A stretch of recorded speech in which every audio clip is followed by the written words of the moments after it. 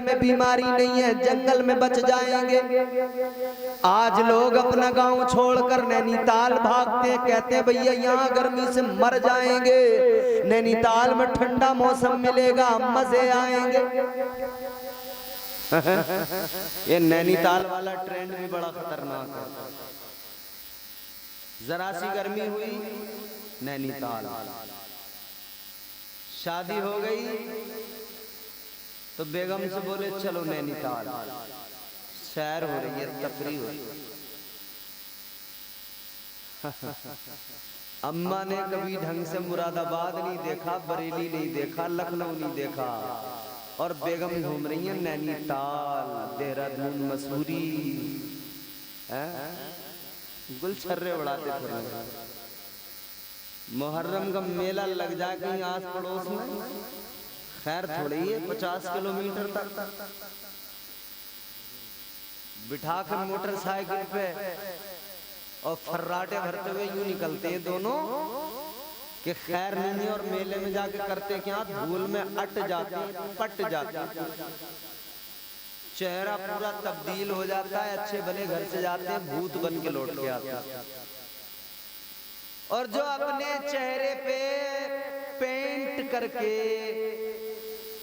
Putty paint पूरा मुकम्मल करके निकली थी ना घर से, और मेले में जाके देखा तो रोटी पे कबाब रखे और रोटी खा रही है मजे से खड़े खड़े।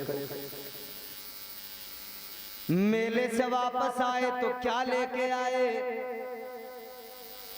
तो 4-5 गुब्बारे लेके आ गए।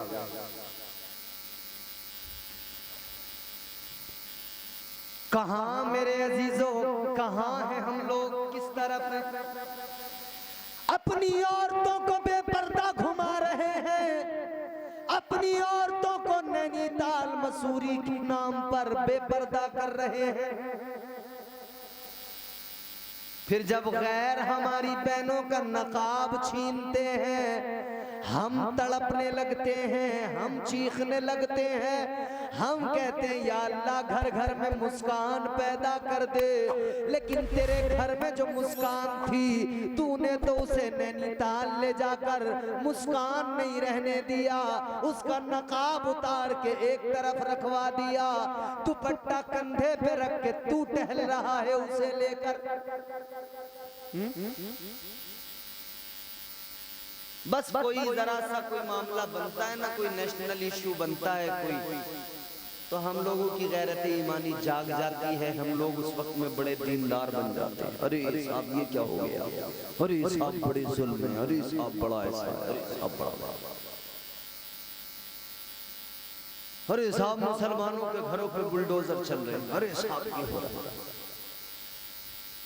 मुसलमानों के घरों पे चलते बुलडोजर तो नजर आए, रोने तो लगे, मगर कभी देखा कि हमने कितने घर उजाड़ दिए, हमने कितने अपने भाइयों को बर्बाद कर डाला, उसका कभी कोई ख्याल नहीं आया, कभी कोई मलाल नहीं आया। बोलो, जब अपने भाई का घर बर्बाद किया, क्या कमी छोड़ी, कोई मलाल नहीं आया।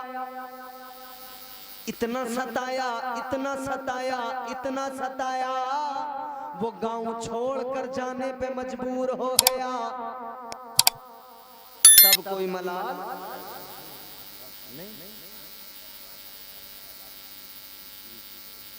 तब तो कोई मलाल नहीं हुआ। जब अपने भाइयों का दिल दुखाया, मलाल नहीं हुआ। लेकिन कभी कोई मौका ऐसा आया कि साहब फलां का मकान टूट गया, फलां के घर पे हाँ बिल्कुल दुख तो होना चाहिए, होता भी है क्योंकि हम मुसलमान हैं, हमारा जिस्मो जान का रिश्ता है। मगर जितना दुख हमें उस वक्त में होता है जब कोई गैर हमारे किसी भाई को सताता है, उतना ही दुख हमें उस वक्त भी होना चाहिए जब हमारी वजह से किसी का दिल दुख जाता है, किसी का दिल टूट जाता है। हम तो रोज अपनों का दिल दुखाते हैं, रोज अपनों को सताते हैं, रोज ऐसी बातें कर जाते हैं जो हमारे भाइयों को चुभती हैं, उनके दिल पे जाके लगती हैं। आदमी को कोई मारे वो मार भूल जाता है, लेकिन जो बात दिल पे लगती है वो हमेशा तकलीफ देती है, हमेशा वो बात दर्द पहुंचाती रहती है, हमेशा उस बात का दर्द रहता है। तो कभी ये भी सोचो हमने किसे किसे तकलीफ पहुंचाई, हमने किसे किसे अपने जुल्म का निशाना बनाया। किसी के घर टूटे, अभी हल्द्वानी का मामला हुआ, हम लोग चीख पड़े, कोई हल्द्वानी में बुरा हुआ, जमीनें छीन ली गई, कब्जे कर लिए गए, घर से बेघर कर दिया गया। लेकिन जब कोई गैर किसी मुसलमान की जमीन छीनता है, तब हमें जितना दर्द होता है उतना ही दर्द उस वक्त भी होना चाहिए जब हम अपने किसी भाई की जमीन पे कब्जा करते हैं, जब अपने किसी भाई के प्लॉट पे कब्जा करते हैं, जब अपने किसी भाई के मकान पे कब्जा करते हैं। जब थोड़ी थोड़ी थोड़ी थोड़ी खेत में बढ़ाते रहते हैं तब कोई एहसास नहीं होता। एहसास उस वक्त भी होना चाहिए जब भाई का दिल दुख रहा है। याद रखना मेरे अजीजों, अगर किसी का दिल दुखाया, अगर किसी को इधर सताया, अगर किसी के दिल को चोट पहुंचाई, अगर किसी का दिल दुख गया, अगर किसी का माल गसब कर लिया, अगर किसी को चोट पहुंचाई, अगर किसी पे जुल्म किया है, अगर किसी की जमीन मारी है, अगर किसी के मकान पे कब्जा किया है, अगर किसी के प्लॉट पे कब्जा किया है, याद रखना ये हुकूकली बात है। मर जाओगे तौबा तो कर लोगे, अल्लाह ताला सारे गुनाहों को मुआफ तो कर देगा, हुकूकुल इबाद को मुआफ नहीं करेगा। जिसका दिल दुखाया पहले उससे मुआफी मांगना जरूरी है, जिसको सताया पहले उससे मुआफी मांगना जरूरी है, जिसके माल पे कब्जा किया है पहले उसको राजी करना जरूरी है। उसको राजी कर लिया तो परवरदिगार राजी हो जाएगा। सुभान अल्लाह, सुभान अल्लाह। अच्छा, एक बात और अर्ज करता हूँ, आजकल लोग हज को जाते हैं, आपके गांव से कोई गया हज करने? बोलो, 2 लोग गए हैं ना? मैं दुआ कर रहा हूँ अल्लाह ताला आप सबको हाजी बना दे। आमीन भी नहीं कहोगे? इसमें कोई पैसे लग रहे हैं तुम्हारे? जोर से बोलो आमीन। 2 लोग गए हज को हैं, माशाअल्लाह, मियां बीवी, अल्लाह उनका हज कराए, अरकान हज अदा करें, परवरदिगार खैर आफियत से उनका हज मुकम्मल कराए। हमारे यहाँ एक काम और हो रहा है, मैं पूरे मुल्क की बात कर रहा हूँ या बर्रे सगीर एशिया के और दीगर मुमालिक जो हमारे साथ हैं उन सब की बात कर रहा हूँ। मौलाना बिलाल साहब, होता क्या है जब हज करने का इरादा करते हैं ना हम और दरख्वास्त मंजूर हो जाती है तो फिर पहले तो चलता भैया दावतों का दौर, इसके यहाँ दावत, उसके यहाँ दावत, इसके यहाँ दावत, उसके यहाँ दावत। अच्छा, उसके बाद में फिर ये रखते हैं अपनी जानिब से बड़ी दावत, मगर साथ ही साथ एक काम और होता। मैं हज को जा रहा हूँ, बिलाल साहब के पास आए, कारी बिलाल साहब हज करने जा रहे हैं, कोई गलती हमसे हो गई हो तो हमें माफ कर देना, अगर दिल दुखा हो तो हमें माफ कर देना, कारी दिलशाद साहब माफ कर देना, अगर कुछ आपका हम पे हो तो माफ कर देना। माफिया मांग होता है कि नहीं? बोलो, अरे भैया आपके यहाँ भी होता है नहीं होता है? मस्जिद में खड़े होकर मांगते हैं ना माफी, भैया माफ कर देना।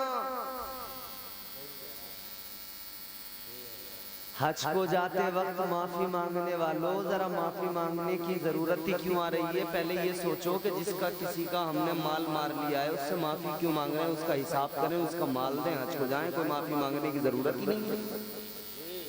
अरे समझ में आ रही है ना बात? जी जी जी। अबे उसके पैसे मार लिए, पैसे देने को तैयार नहीं है, मस्जिद में खड़े होकर माफी मांग रहे, मुझे माफ कर देना है? जिसका आ रहा है दे देना, हिसाब कर दे, माफी क्यों मांगता फिर रहा है? पहले तो इधर उधर का तमाम दुनिया भर का माल हराम हड़प कर गया, खा गया। अब हज करने चले 100 चूहे खा के बिल्ली माफी मांगना। ओ खुदा के लिए माफी मांगने की जरूरत ही नहीं आएगी। जिसका आ रहा है उसका लौटा दे, जिस किसी का कर्जा है दे दे, जिसका तूने मार लिया उसका हिसाब कर दे। हाँ, एक सूरत में माफी मांगो कि हो सकता है कभी जाने अनजाने हमने कोई बात किसी को कह दी हो, उसको बुरी लग गई हो, उसके लिए माफी मांगो। जमीनों पे कब्जे कर लिए, माफी से काम चला रहे, माल मार लिए, माफी से काम चला रहे, कर्जा ले लिया, देने को तैयार नहीं है, माफी से काम चला रहे। ऐसे काम माफी से याद रखना, दिल दुखा देते बड़ी आसानी से। दिल ना दुखाओ कभी किसी का। हुजूर ने हमेशा लोगों के टूटे हुए दिलों को जोड़ा है, कभी आका ने किसी का दिल नहीं तोड़ा है। ताजदारे मदीना वाली ये कायनात मुस्तफा करीम की तालीमात को देखो। जो भी आका की बारगाह में आया रोता हुआ आया, मुस्तफा जाने रहमत ने सीने से लगाया, प्यार फरमाया। आका ने तसल्लियां दी, रोने वाला रोता आया, लेकिन बारगाह मुस्तफा से गया हंसता हुआ गया। सुभान अल्लाह, सुभान अल्लाह। ताजदारे मदीना की बारगाह से गया हंसता हुआ गया। अजीजाने गिरामीउल कद्र, कभी किसी का दिल ना दुखाएं, एक दिन मरना है, कब्र में जाना है। तो मैं अर्ज कर रहा था कि भागने की जरूरत नहीं है। अल्लाह जहां चाहेगा, जब उसका हुक्म हो जाएगा वहीं पे मौत आ जाएगी। तो जनाबे हजरत हिस्कील अलैहिस्सलाम के उम्मती 70,000 लोग आबादी छोड़ के चले गए, जंगल में पहुंच गए। सोचने लगे इधर बच जाएंगे, इधर हमें कोई बीमारी, कोई ताउन, कोई वबा नहीं पकड़ेगी, इधर नहीं मरेंगे। जान बचाने के खौफ से भागे थे, मगर अजीजों इस बात पर परवरदिगार नाराज हो गया। अल्लाह ताला जब नाराज हुआ, अल्लाह ने एक फरिश्ते को हुक्म दे दिया। फरिश्ते ने आकर एक पहाड़ी पे बैठकर जोर से चीख कर पुकारा, मूतू। फरिश्ते की वो खौफनाक आवाज है। जैसे ही फरिश्ते ने जोरदार आवाज में पुकारा, मर जाओ, इतना पुकारना था, आन की आन में 70,000 लोग मर गए। एक लम्हे में कितने मरे बोलो? कोई बच सकता है कहीं पर? कोई नहीं बच सकता। जब आ जाएगी तो कोई बचा नहीं सकता है। एक आन में 70,000 लोग मर गए, और 70,000 लोग जब मरे होंगे तो सोचो कितनी लाशें जब इतनी होंगी, क्या हाल हुआ होगा ना। कफन देने वाला कोई नहीं, दफन करने वाला कोई नहीं, लोग परेशान, इतनी सारी लाशें, इतने लोगों के लिए कफन कहां से लाए। जो जंगल के आसपास की आबादियां थी वहां के लोगों ने जब देखा तो परेशान हो गए कि भाई इतने कफन हम लाएं कहां से, कैसे इतने लोगों को दबाएं, कैसे इतने लोगों की कब्रें खोदें। उन्होंने उन सबको पड़ा रहने दिया, मगर उन लाशों पे तरस खाया। एक काम जरूर किया, एक जगह पर सारी लाशों को जमा किया और उन लाशों के चारों तरफ दीवारें बना दी, इसलिए कि कोई दरिंदा, कोई जानवर ना आए, कोई इन लाशों को आकर न खाए। दीवारें बनाकर ऐसे ही लाशों को पड़ा रहने दिया। अब वो लाशें सड़ने लगी, बदबू उनके अंदर से निकलने लगी, बदबूएं निकली। एक मर्तबा हजरत हिस्कील अलैहिस्सलाम का उस तरफ से जब गुजर हुआ ना, तो आपने जब देखा मेरी कौम के 70,000 लोग आन की आन में मरे पड़े हैं, बड़ा दुख हुआ, बड़ी तकलीफ, दिल को तकलीफ, दिल को बड़ी चोट लगी, आंखों में आंसू आ गए, अल्लाह की बारगाह में रोने लगे, हाथ उठाकर दुआ करने लगे। आपने गिरिया जारी की, अल्लाह की बारगाह में दुआ की, मौला ये मेरे उम्मती थे, ऐ मौला ये मेरा कलमा पढ़ने वाले थे, तेरी वहदानियत का इकरार करने वाले लोग थे, मैं इन्हें तेरा पैगाम सुनाया करता था, ये तुझे अपना माबूद मानते थे। या अल्लाह ये मेरी कौम के लोग थे, मुझे इनसे प्यार था, मुझे इनसे मोहब्बत थी, मुझे इनसे उनसियत थी, मुझे इनसे लगाव था।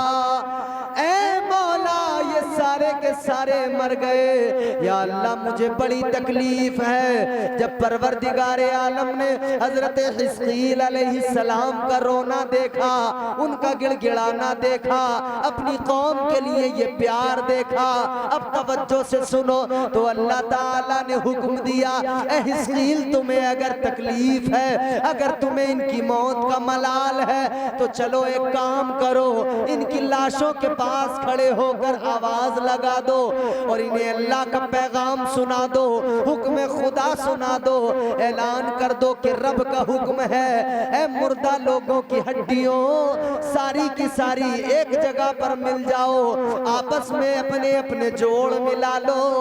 इतना कहना था, जो जिसकी हड्डी थी आकर उसी दूसरी हड्डी से मिल गई, सारी हड्डियां मिलने लगी। फिर अल्लाह का हुक्म हुआ, ए हिस्कील कह दो इन हड्डियों को हुक्म रब सुना दो, ए हड्डियों गोश्त का लिबास पहन लो। इतना फरमाना था कि उन हड्डियों पे गोश्त चढ़ाया।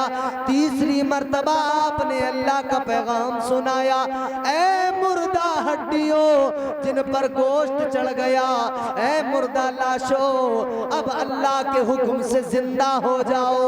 इतना फरमाना था, आन की आन में 70,000 लोग जिंदा हो गए।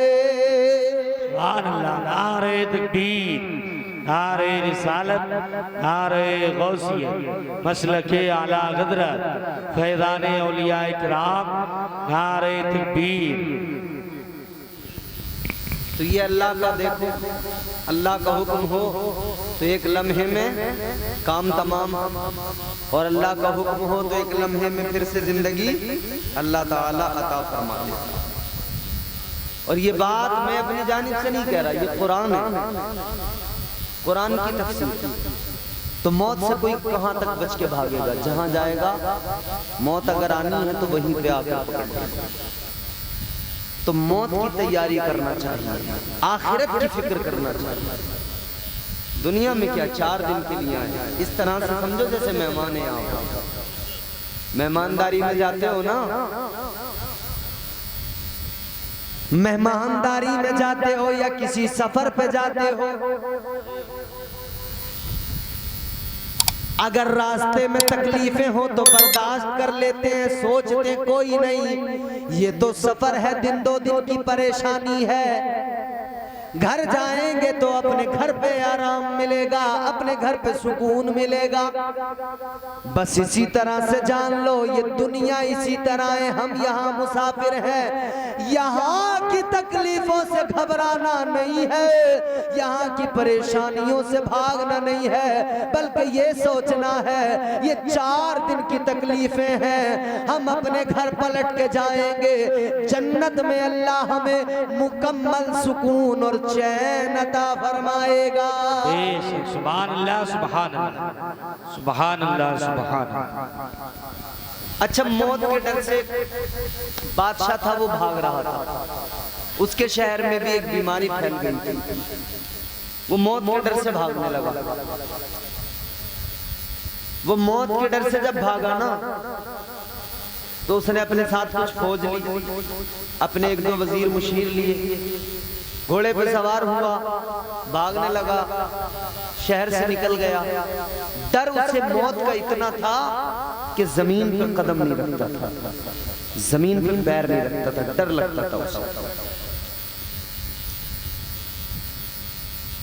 एक दिन उसकी तबीयत बोर हो रही थी, तो उसके साथ में जो उसका मुशीर था, वजीर था, उससे कहने लगा मुझे कोई कहानी सुना, कोई किस्सा सुना।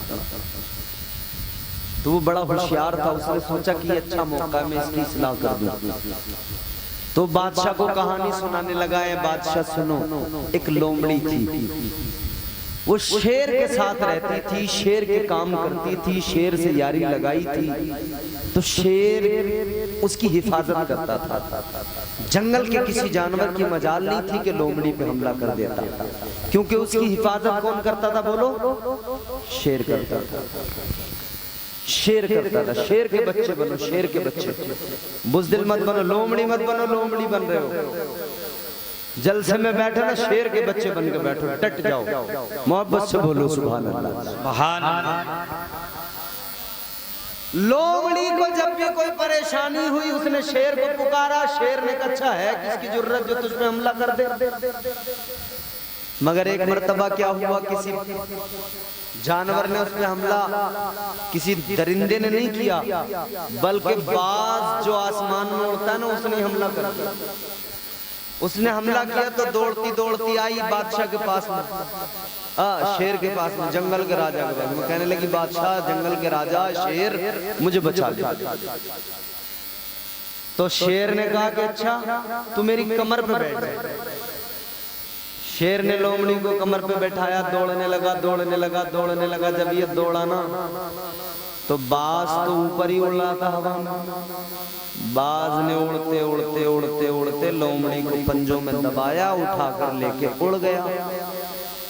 अब लोमड़ी चिल्ला के कह रही थी शेर मुझे बचा, शेर मुझे बचा। शेर कहने लगा मैं तुझे जमीन पर ही तो बचा सकता हूँ, जमीनी जितनी भी मुश्किलें आएंगी जमीन पर उनसे बचा सकता हूँ, मगर जो मुसीबतें तुझे आसमान की तरफ से आएंगी उनसे मैं तुझे नहीं बचा सकता।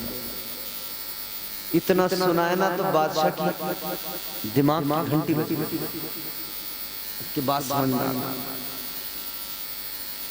ये कहने लगा तूने मेरी आंखें खोल दी। शेर लोमड़ी की हिफाजत तो करता था, मगर जब बला ऊपर से आसमानी आई तो बचा न सका। बात समझ में आ गई, ये मेरी सारी फौज, ये मेरे सारे के सारे मुहाफिज मुझे जमीनी बलाओं से मुसीबतों से बचा सकते हैं, लेकिन जो नागहानी आफात और आसमानी वबाएं मुझ पर आएंगी उनसे मुझे ये मेरे मुहाफिज नहीं बचा पाएंगे, ये मेरी फौज नहीं बचा पाएगी। कहने लगा ए मेरे मुसाहिबो चलो, फौरन चलो, वापस चलो, अपने शहर जाना है। कहता है बात समझ में आ गई, अगर मौत आएगी तो वहां भी आएगी, यहां भी आएगी, न वहां तुम बचा सकते हो न यहां पे तुम मुझे बचा सकते हो। कौन नहीं बचा सकता, बस इतना करना है कि कब्र की तैयारी करनी है।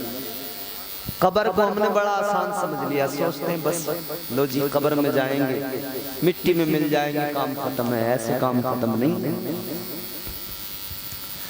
याद रखना कब्र में जाना है, लेकिन कब्र की सख्तियां बहुत खतरनाक। आखिरी बातें अर्ज कर रहा हूं, फिर गुफ्तगू तमाम है, ज़हमतें तमाम है। जरा तवज्जो से सुनो, मैं तुम्हें आका के फरामीन सुना दूं। आखिरी बातें दिल लगा के सुन लो। मरने वाला कब्र में गया, हमने सोचा कब्र में क्या है, कुछ नहीं है, लेकिन सुनो कब्र बड़ी खतरनाक मंजिल है। हजरत उस्मान गनी रज़ी अल्लाह तआला अन्हु कब्रिस्तान के अंदर गए, कब्रिस्तान में जाकर रोने लगे, कब्रिस्तान में आंसू बहाने लगे। आपके गुलाम ने, आपके खादिम ने अर्ज किया, ए हजरत उस्मान गनी, आप तो वो हैं जिन्हें ताजदार मदीना ने फरमाया कि ए उस्मान तुम जन्नती हो, तुम्हें जन्नती होने की बशारत मुस्तफा करीम ने अता फरमाई है। फिर यहाँ कब्रिस्तान में आना और इस तरह से आंसू बहाना मतलब क्या है? कहने लगा ए हजरत उस्मान, मैंने अपनी जिंदगी में आपसे ज्यादा परहेजगार किसी को नहीं पाया। फिर रोने की वजह क्या है, रोने का सबब क्या है? हजरत उस्मान ने इतना सुना, आंसुओं से दाढ़ी भीग गई है। फरमाने लगे, ऐ मेरे अजीज सुन ले, ये कब्र है, मैं कब्र को याद करके रो रहा हूँ। ऐ मेरे अजीज सुन ले, आखिरत की मंजिलों में पहली मंजिल का नाम कब्र है। जो कब्र में कामयाब हो गया वो आखिरत में भी कामयाब हो जाएगा, और जो कब्र में नाकाम रहा वो आखिरत में भी नाकाम रहेगा।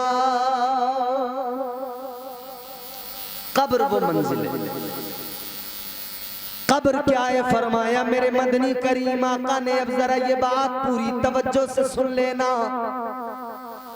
आका ने फरमाया जब बंदा कब्र में जाता, नेक जाए, परहेजगार जाए, मुत्तकी जाए, या फिर कोई गुनहगार जाए, नेक जाए तब भी, गुनहगार जाए तब भी, कब्र में गया, कब्र किसी को नहीं छोड़ती, ना नेक परहेजगार को छोड़ती, ना कब्र किसी गुनहगार को छोड़ती, कब्र दोनों को दबाती है। फरमाया गया कब्र गुनहगार को भी दबाती है, कब्र नेक को भी दबाती है। कैसे दबाती है? कब्र नेक इंसान को भी दबाती है, गुनहगार को भी दबाती है। मगर मेरे अजीजों, जब कब्र गुनहगार को दबाती है तो इस तरह से फरमाया गया, कब्र ऐसे दबाती है कि उसकी पसलियां आपस में यूं एक दूसरे में घुस जाती है। इधर की पसलियां इधर वाली पसलियों में, इधर की पसलियां इधर वाली पसलियों में, पसलियां टूटने लगती हैं, हड्डियां टूटने लगती हैं। फरमाया ये जो हड्डियां टूटने की आवाज है, इस आवाज को जानवर सुनते हैं मगर इंसान नहीं सुनते। इंसानों को ये आवाज नहीं सुनाई जाती है। अजीजों गौर करो, कब्र के अंदर गुनाहगार है, कब्र ने दबाया, ऐसे दबाया, इधर की हड्डियां इधर, इधर की पसलियां इधर, हड्डियां टूट गई। तकलीफ इतनी ज्यादा कि ये चीखने चिल्लाने लगा। कब्र के अंदर ये अज़ाब, ये सख्ती, ये तकलीफ, ये मुसीबत। मगर हाँ सुनो, ये तो कब्र गुनहगार को दबाता है। खुश हो जाओगे खुदा की कसम, अब जो सुनो। फरमाया कब्र नेक इंसान को भी दबाती है। नौजवानों सुनो, नेक परहेजगार को भी कब्र दबाती है। कैसे दबाती है? ताजदारे मदीना वाली कायनात ने फरमाया, नेक इंसान को कब्र इस तरह से दबाती है कि जैसे माँ अपने बच्चे को अपनी गोद में लेकर प्यार से दबाती है, इसी तरह से कब्र नेक इंसान को दबाती है कि जैसे माँ बच्चे को प्यार से दबा रही है। अल्लाहु अकबर। अजीजों, कब्र वो मंजिल है, अगर आदमी अच्छे अमल करके कब्र में जाएगा, कब्र प्यार से दबाएगी, और बंदा गुनाह करके कब्र में जाएगा तो ये कब्र इतनी सख्त तरीके से दबाएगी कि जिस्म की हड्डियां टूट जाएंगी, चकनाचूर हो जाएंगी। तो जिंदगी बड़े कायदे, बड़े करीने, बड़े सलीके से गुजारो। जिंदगी इतने सलीके से गुजारी जाए, जिंदगी इतने सलीके से गुजारी जाए जैसे चादर कोई कांटों से उतारी जाए। वल्लज़ीना यबीतूना लिरब्बिहिम सुज्जदन व क़ियामा। अल्लाह का फरमान है, इबादतें करो, सजदे करो, रातों को जागो इबादतों की गरज से ताकि रब राजी हो, परवरदिगार राजी, रब राजी तो जग राजी। अल्लाह ताला मुझे आपको हम सबको नेक अमल की तौफीक दे और परवरदिगार हम सबको सिराते मुस्तकीम पर गामज़न फरमाए। मैंने जो कुछ